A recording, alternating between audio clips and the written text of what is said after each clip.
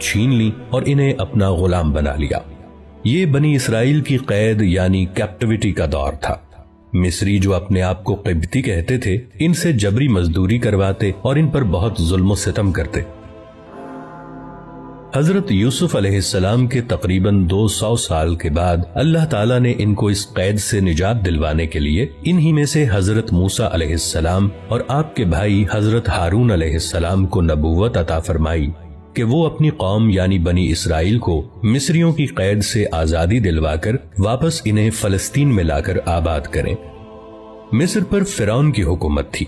حضرت موسیٰ علیہ السلام نے اسے ایمان کی دعوت دی اور کہا کہ وہ بنی اسرائیل کو آزاد کر دے، لیکن فرعون نے انکار کر دیا۔ اللہ تعالیٰ نے حضرت موسیٰ علیہ السلام کو حکم دیا کہ وہ اپنی قوم کو لے کر فلسطین کی طرف نکلیں۔ آپ علیہ السلام بحکم خداوندی اپنی قوم کو لے کر نکلے تو فرعون نے بھی اپنے لاؤ لشکر کے ساتھ آپ علیہ السلام کا تعاقب کیا۔ سمندر کے کنارے پہنچ کر آپ علیہ السلام نے اللہ سے عرض کی کہ اب کیا کروں؟ اللہ نے حکم دیا کہ اے موسیٰ علیہ السلام اپنا عصا سمندر کے پانی پر ماریں تو سمندر آپ کو خشکی کا راستہ دے گا۔ آپ علیہ السلام نے ایسا ہی کیا تو یکا یک سمندر کا پانی 2 دیواروں کی طرح الگ الگ کھڑا ہو گیا اور آپ علیہ السلام اپنی قوم کو لے کر وہاں سے نکل گئے۔ آپ علیہ السلام کے پیچھے فرعون نے بھی کوشش کی کہ وہ بھی اسی راستے سے آپ علیہ السلام کا تعاقب کرے، لیکن اللہ کے حکم سے سمندر واپس مل گیا اور اس طرح فرعون اور اس کا سارا لشکر غرق ہو گیا۔ یہ حضرت موسیٰ علیہ السلام کا معجزہ ہے جس کا ذکر قرآن پاک میں موجود ہے، اور یہ اتنا بڑا واقعہ بنی اسرائیل کی آنکھوں کے سامنے وقوع پذیر ہوا۔ قرین قیاس بتاتے ہیں کہ سمندر عبور کرنے کا یہ معجزہ بحر احمر کی مشرقی نہر، جسے اب نہر سویز کہا جاتا ہے، میں پیش آیا ہوگا۔ سمندر کے اس پار صحرائے سینا اور اسی صحرا کے ایک کونے میں کوہ طور ہے، جہاں اللہ تعالیٰ نے آپ علیہ السلام کو رسالت و کتاب سے نوازا۔ آپ علیہ السلام کی کتاب کا نام تورات ہے۔ اللہ تعالیٰ نے آپ علیہ السلام کو بنی اسرائیل کی ہدایت و رہنمائی کا حکم دیا اور فرمایا کہ اے موسیٰ علیہ السلام، ہم نے آپ کی قوم کو باقی سب اقوام پر فضیلت دی ہے۔ جب تک یہ اس کتاب یعنی تورات کو مضبوطی سے تھامے رہیں گے، میں ان کو اپنی طرف سے نعمتوں اور رحمتوں سے نوازتا رہوں گا۔ لیکن بنی اسرائیل نے حضرت موسیٰ علیہ السلام کو تنگ کرنا شروع کر دیا۔ یہ لوگ آپ علیہ السلام کی نافرمانی کرتے اور بے ادبی سے پیش آتے اور تورات کی حکم عدولی کرتے۔ حضرت موسیٰ علیہ السلام ان سے بہت ناراض رہنے لگے، لیکن ان کی تمام شرارتوں کے باوجود اللہ نے ان کو بہت سے انعامات سے نوازا۔ ان کے لیے آسمان سے من و سلوہ کی شکل میں طعام یعنی کھانا نازل کیا اور دھوپ سے بچنے کو بادل کا سایہ عطا فرمایا۔ پینے کو پانی کے 12 چشمے عطا فرمائے کہ کسی طور یہ لوگ نیکی کی روش پر قائم رہیں۔ لیکن نعمتوں اور انعامات کی اس فراوانی سے یہ اور زیادہ باغی اور سرکش ہو گئے۔ پھر حضرت موسیٰ علیہ السلام اور حضرت ہارون علیہ السلام کا انتقال ہو گیا، لیکن اللہ تعالیٰ نے بنی اسرائیل کی ہدایت اور فلاح کا دروازہ بند نہیں کیا، بلکہ ان کے اندر عظیم المرتبت انبیاء کو مبعوث فرمایا، جیسے کہ حضرت داؤد علیہ السلام اور ان کے بیٹے حضرت سلیمان علیہ السلام۔ ان دونوں حضرات کو اللہ تعالیٰ نے عظیم الشان بادشاہت عطا فرمائی کہ تمام جن، چرند، پرند اور ہوائیں ان کے حکم کے تابع کر دی گئی تھیں، اور حضرت داؤد علیہ السلام جب اللہ کی حمد بیان کرتے تو حجر و شجر اور حیوانات حمد باری تعالیٰ پر وجد میں آ جاتے۔ یہ بات بھی قرآن مجید میں بیان کی گئی ہے۔ یہ تقریباً 1400 سال کا دور ہے۔ اس دوران اللہ کریم نے بنی اسرائیل کو بہت سے انبیاء کی صحبت عطا فرمائی۔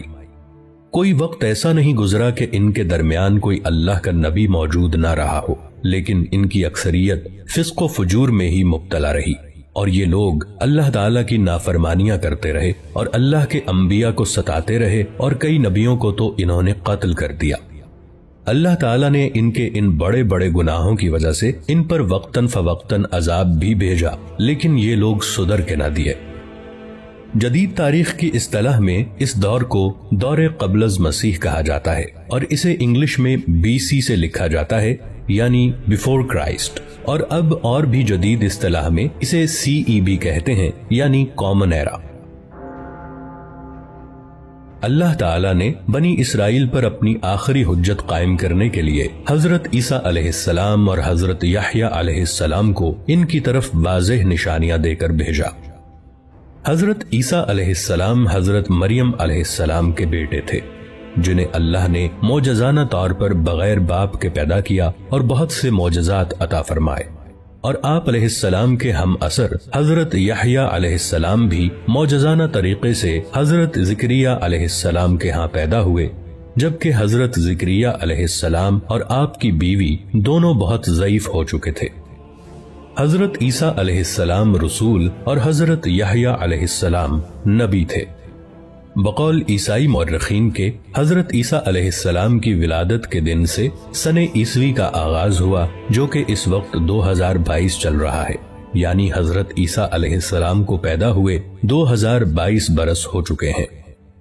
یہاں سے بنی اسرائیل دو قوموں میں تقسیم ہو گئے۔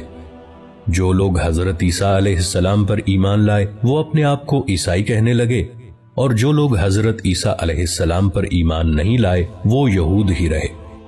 جس جماعت یعنی یہود نے آپ کا انکار کیا، انہوں نے آپ علیہ السلام کی والدہ حضرت مریم علیہ السلام کو بہت برا کہا اور حضرت عیسیٰ علیہ السلام کو قتل کرنے کا منصوبہ بنایا، لیکن اللہ تعالیٰ نے ان کے اس اقدام سے پہلے ہی حضرت عیسیٰ علیہ السلام کو زندہ آسمان پر اٹھا لیا۔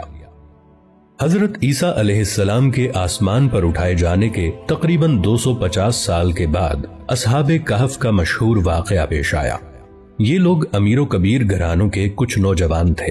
یہ حضرت عیسیٰ علیہ السلام کے دین پر ایمان لے آئے تو وقت کی حکومت اور جو لوگ حضرت عیسیٰ علیہ السلام پر ایمان نہیں لائے تھے یعنی یہود نے ان پر تشدد کرنا چاہا، لیکن یہ لوگ شہر سے فرار ہو کر باہر جنگل میں ایک غار میں چھپ گئے۔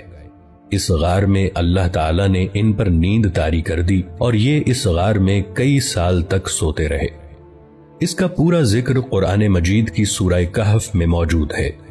They are known as 7 sleepers in the books of Christianity۔ حضرت عیسیٰ علیہ السلام کے آسمان پر چلے جانے کے بعد 571 عیسوی میں اللہ کریم نے حضور صلی اللہ علیہ وآلہ وسلم کو انسانوں پر اتمام حجت کے لیے بھیجا۔ حضور سیدنا و نبینا حضرت محمد صلی اللہ علیہ وآلہ وسلم بن عبداللہ بن عبد المطلب مکہ کی سرزمین میں حضرت اسماعیل علیہ السلام بن ابراہیم علیہ السلام کی نسل میں قبیلہ قریش کے خاندان بنو ہاشم کے ہاں جناب عبداللہ بن عبد المطلب اور ان کی زوجہ حضرت آمنہ بنت وہب کے ہاں پیدا ہوئے۔ اس دن سے لے کر آج تک نور محمدی کی کرنیں ساری دنیا کو منور کر رہی ہیں اور قیامت تک کرتی رہیں گی انشاءاللہ۔